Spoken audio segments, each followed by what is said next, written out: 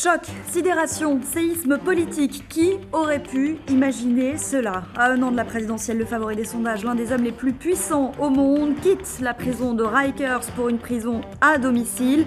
Début peut-être d'une longue procédure judiciaire dans l'Amérique implacable en matière de mœurs. DSK accusé entre autres de tentative de viol. On en parle dans un SAS Dispute spécial ce vendredi. Bienvenue, bonjour à Éric Zemmour. Bonjour. Et bonjour à Claude Askolovitch. Bonjour. On va parler des conséquences politiques en France de ce scandale DSK. Il faut passer à autre chose, dit aujourd'hui Ségolène Royal. Le PS peut-il réellement passer à autre chose quand la prochaine audience sera le 6 juin, quand s'il y a un procès, il va certainement se dérouler en pleine campagne justement pour les primaires. Le PS donc peut-il vraiment passer à autre chose, voilà.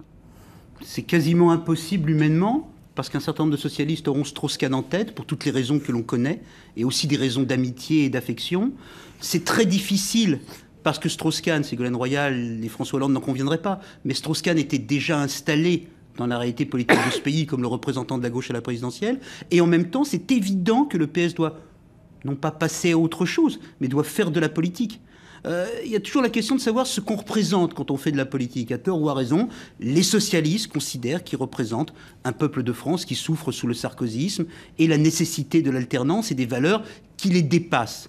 Ils sont dans une catastrophe au sens propre du terme. Donc oui, évidemment, ils doivent faire de la politique.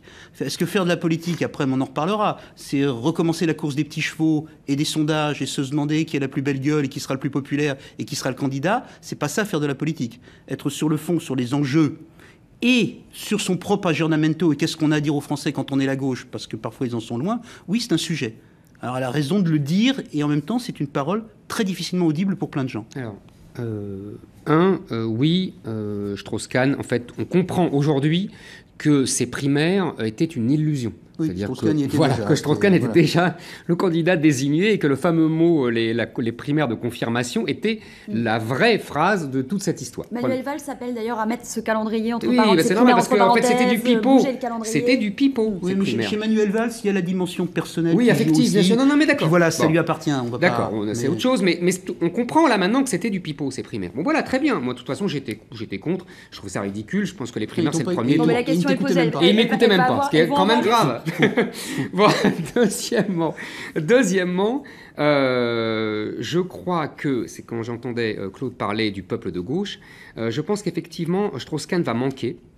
Parce que la même semaine, c'est passé largement inaperçu, mais je pense que Claude l'a lu, la même semaine que ce procès à grand spectacle, ou plutôt cette arrestation à grand spectacle, sortait une note de Terra Nova, qui est le cercle de réflexion très proche de Dominique Strauss-Kahn, et qui expliquait très, très pertinemment, je dirais, que le peuple, en tout cas ce qu'on appelle le peuple, c'est-à-dire les ouvriers, les employés, avaient complètement abandonné la gauche, et en particulier le Parti socialiste, et que ces valeurs, les valeurs de ce peuple, étaient des valeurs de droite conservatrices sur les mœurs, sur la société, sur la sécurité, sur l'immigration, sur l'assimilation, etc.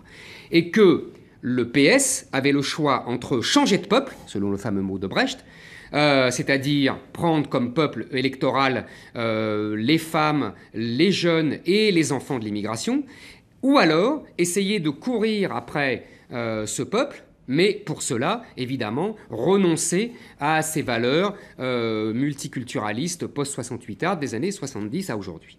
Et Terra Nova encourageait la gauche à changer de peuple. C'est ce que Strauss-Kahn aurait incarné. C'est ça qui est dommage, politiquement, même intellectuellement, au-delà de l'homme, du destin de cet homme, c'est intellectuellement dommage parce qu'on aurait eu vraiment l'incarnation de la mue de la gauche. Là, on va rester dans l'illusion, le masque, et on n'aura pas... On va refaire, désolé Claude, mais un peu de course de petits chevaux pour le coup, aujourd'hui... Mais course de petits chevaux, il a raison, mais en même temps déconnecté de la réalité populaire. Quel est le nouvel électorat ? Quelle est la nouvelle personnalité? C'est François Hollande, il a la faveur des sondages, il va multiplier les déplacements ce week-end. C'est lui aujourd'hui la meilleure incarnation Strauss-Kahn, attends, je suis fatigué moi. Hollande n'est pas passé à autre chose. Il continue ce qu'il faisait. Si vous voulez une métaphore cycliste, le type qui était maillot jaune tombe. Il était juste derrière. Honnêtement, c'est moins intéressant que ce que dit Eric. Hein, mais le destin de François Hollande deviendra potentiellement crucial pour les Français s'il est devenu candidat. Mais sur ce qu'est la gauche et sur ce qu'était Strauss-Kahn, Eric le résume. Il y avait en tout cas une spécificité de Dominique Strauss-Kahn et une unicité. Le seul homme politique français totalement dans la mondialisation. Ce qui ne signifie pas forcément abandonner la classe ouvrière, parce que tu as aussi des syndicats dans la mondialisation, mais peu importe. Mais le seul qui portait ce rapport-là à une réalité financière, un accommodement ou une subversion de cette réalité financière, personne d'autre n'avait... Une soumission. Je ne crois pas. Mais ça, c'est... Mais en tout cas, c'était le débat, c'est dommage, c'était le débat. Oui, c'était le débat. Le débat entre la gauche française, et ce qu'est le monde aujourd'hui tel qu'il devient, la Chine, la concurrence, l'équilibre. Est-ce que le FMI était un instrument de régulation ou l'oppresseur des peuples, comme le dit Mélenchon? Est-ce qu'un homme qui comprenait ce monde-là et cette modernité pouvait être le leader de la gauche pour la changer ou ne pouvait pas l'être intrinsèquement? C'est ce que dit notre ami Jacques Julliard, par exemple. C'était un débat que la gauche aurait eu autour de Strauss-Kahn. Elle aurait adhéré à ce qu'il était profondément et se serait transformé. On en aurait débattu. Là, pour le coup, on revient dans des débats d'une banalité ou d'un classicisme. Les socialistes préparent un congrès. Hollande, parfaitement raison, va chercher des soutiens. Ce qu'il faisait déjà avant. Hollande, curieusement, dans un contexte de primaire, faisait une campagne à l'ancienne, comme si ça dépendait de l'appareil du PS. Martine Aubry, première secrétaire en exercice, et ses amis vont essayer de lui concocter une coalition de synthèse, comme on dit dans les congrès, hein, qui irait d'Emmanueli à des Strauss-Kahniens, donc plus à l'aise dans la mobilisation. C'est très, très décevant pour ceux qui s'intéressent au débat d'idées, ceux qui pensent que la gauche doit porter un certain nombre d'idées, de valeurs, de transformation. Là, on ne l'aura pas. Strauss-Kahn absent, ça va libérer aussi une place au centre. Qui c'est qui peut en profiter? Bayrou, Jean-Louis Borloo? On n'est pas bon là-dessus. Hein. C'est pas ça, c'est que c'est une vraie question, mais c'est difficile à répondre. Non, mais c'est vrai, c'est une vraie question, et c'est très difficile à répondre parce que je pense que... Il n'était pas forcément cet au électorat, centre. non, mais parce qu'il faut bien comprendre que cet électorat dit centriste, qui est en gros un peu ce que je viens de dire, c'est-à-dire ce qu'on appelle trop rapidement les bobos, c'est-à-dire non, mais c'est pour ça que je dis trop rapidement. C'est un électorat libéral, social, ouvert sur la mondialisation, etc., tolérant vis-à-vis de l'immigration, etc. Tout ça, c'est compliqué. Et cet électorat est le plus volatile de tous. C'est-à-dire qu'on l'a vu passer le soir d'une européenne en une émission de télé, en même 3 minutes, de Bayrou à Cohn-Bendit. C'est un électorat qui passe de l'un à l'autre parce que il y a beaucoup de candidats qui incarnent cet électorat qui est assez réduit en soi. Donc, vous avez raison, cet électorat a été tenté de s'agglomérer à la dynamique Strauss-Kahn et maintenant peut se retrouver sur Bayrou, sur le candidat vert, Hulot ou truc, ou Borloo, ou même l'autre candidat socialiste, parce que c'est ça que je voulais dire en réponse à Claude. En même temps, on a un débat très classique, il a raison dans la forme, c'est-à-dire en gros l'appareil contre... L'appareil contre l'appareil. Contre l'ancien appareil. C'est ça le PS. Voilà, c'est ça le PS. On est d'accord.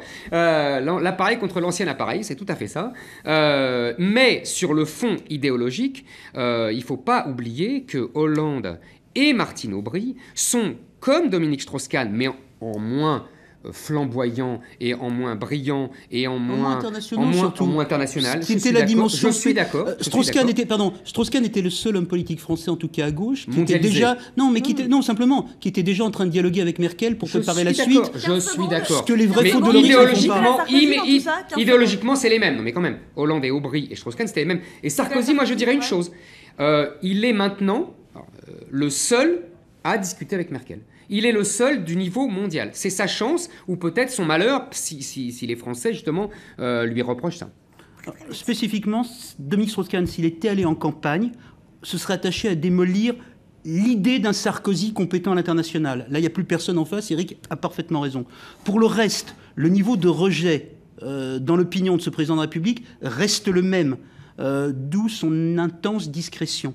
Parce que s'il a l'air d'être trop content, ça va se voir. Or, les gens ne l'aiment plus. Et ça revient très vite, ces choses-là. Merci beaucoup à tous les deux pour ce Ça se dispute exceptionnel. Et on vous donne rendez-vous demain pour une version plus longue de Ça se dispute, toujours consacrée évidemment à ce scandale Dominique Strauss-Kahn. Messieurs, à demain et passez une belle journée sur RTL.